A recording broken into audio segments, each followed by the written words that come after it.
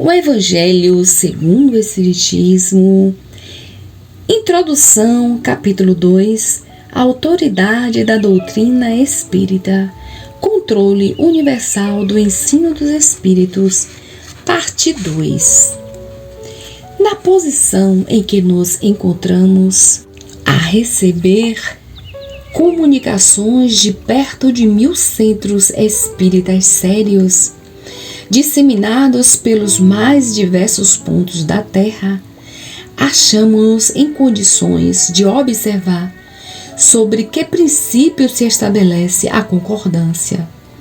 Essa observação é que nos tem guiado até hoje e é a que nos guiará em novos campos que o Espiritismo terá de explorar. Porque, estudando atentamente as comunicações vindas tanto da França como do estrangeiro, reconhecemos pela natureza toda especial das revelações que ele tende a entrar por um novo caminho, a que lhe chegou o momento de dar um passo para adiante. Essas revelações, feitas muitas vezes com palavras veladas, hão frequentemente passado despercebidas a muitos dos que as obtiveram. Outros julgaram-se os únicos a possuí-las.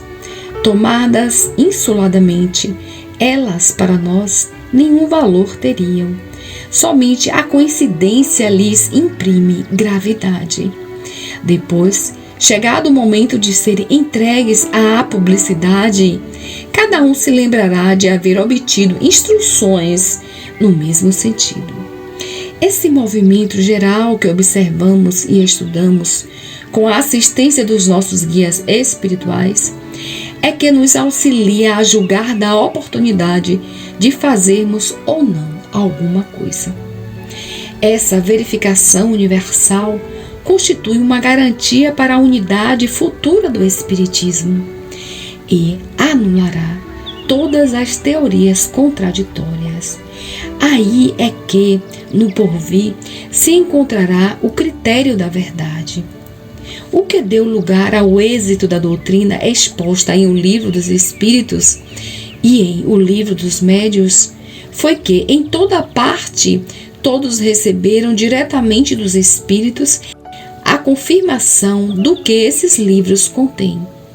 Se de todos os lados tivesse vindo os Espíritos contradizê-la, já de há muito haveriam aquelas obras experimentado a sorte de todas as concepções fantásticas. Nem mesmo o apoio da imprensa as salvaria do naufrágio, ao passo que, privadas como se viram desse apoio, não deixaram elas de abrir caminho e de avançar celeremente. É que tiveram o apoio dos Espíritos, cuja boa vontade não só compensou, como também sobrepujou o mau querer dos homens. Assim sucederá a todas as ideias que, emanando quer dos espíritos, quer dos homens, não possam suportar a prova desse confronto, cuja força a ninguém é lícito contestar.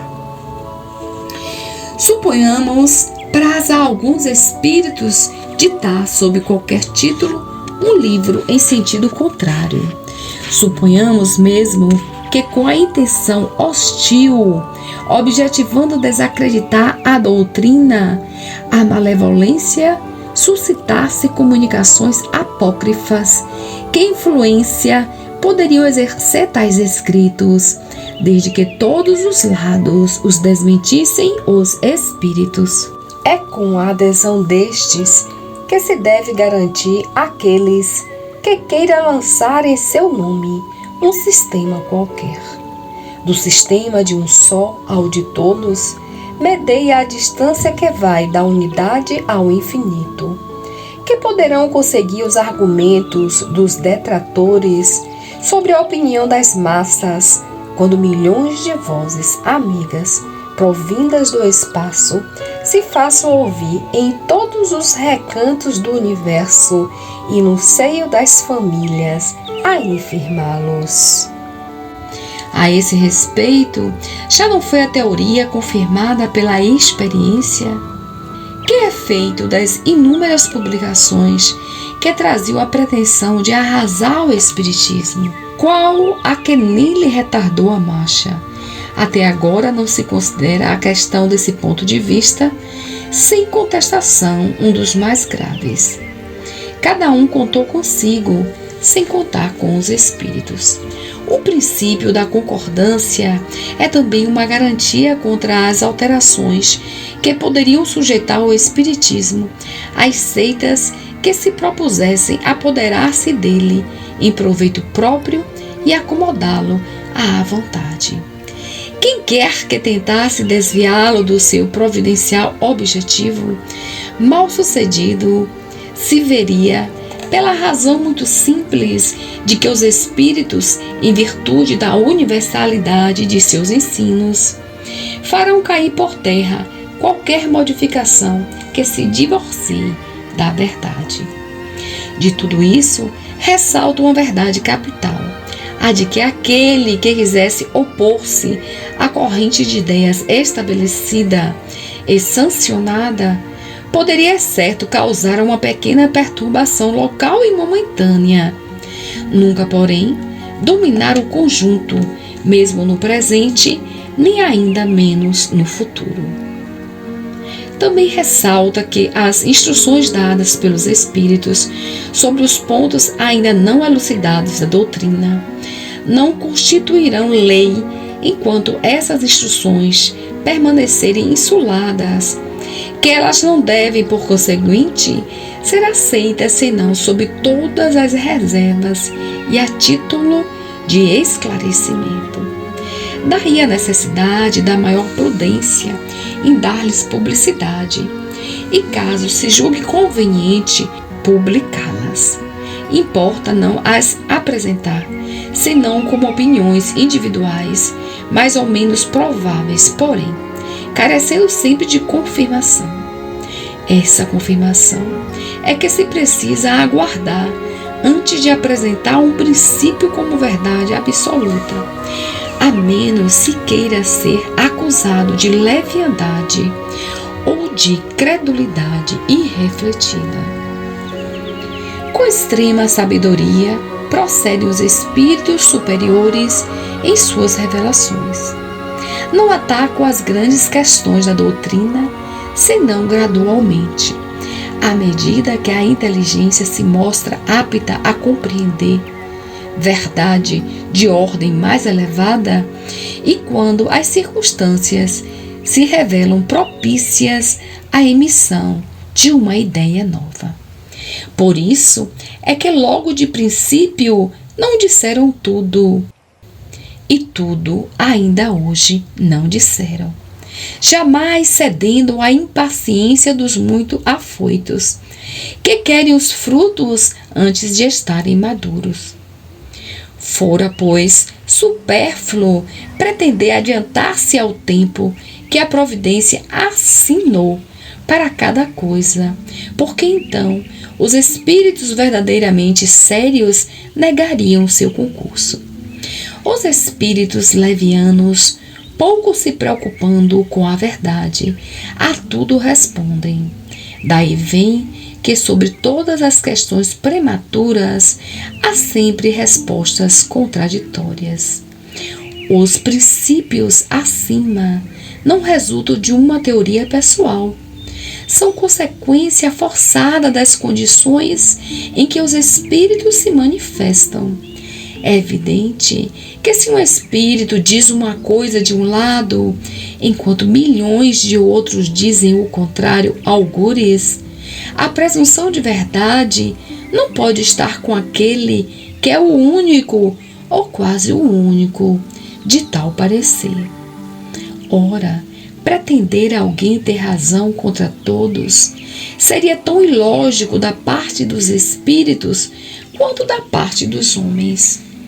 Os espíritos verdadeiramente ponderados, se não se sentem suficientemente esclarecidos sobre uma questão, nunca a resolvem de modo absoluto. Declaram que apenas a tratam do seu ponto de vista e aconselham que se aguarde a confirmação. Por grande, bela e justa que seja uma ideia, impossível é que desde o primeiro momento congregue todas as opiniões. Os conflitos que daí decorrem são consequência inevitável do movimento que se opera.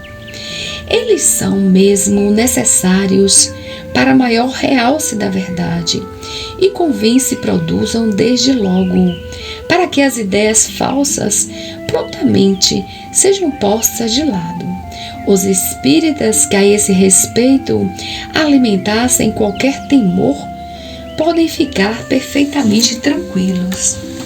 Todas as pretensões insuladas cairão pela força mesmo das coisas, diante do enorme e poderoso critério da concordância universal.